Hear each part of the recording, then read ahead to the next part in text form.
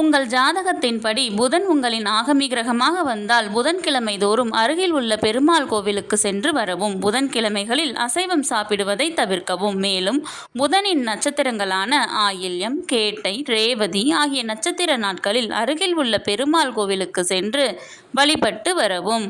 புதன்கிழமை தோறும் வரும் புதன் ஓரையில் அதிகாலை 3 மணி முதல் 4 மணி வரை அல்லது காலை 6 மணி முதல் 7 மணி வரை அல்லது பகல் 1 மணி முதல் 2 மணி வரை அல்லது இரவு 8 மணி முதல் 9 மணி வரை இந்த நேரங்களுள் ஏதேனும் ஒரு நேரத்தில் தலைக்கு குளித்துவிட்டு வீட்டு பூஜை அறையில் விளக்கேற்றி வணங்கி வரவும்.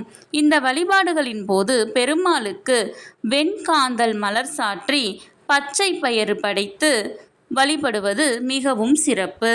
மேற்கண்ட வழிபாடுகளை தொடர்ந்து செய்து வர பிரகாசமான ஒளிமயமான எதிர்காலத்தை உங்களால் உணர முடியும்.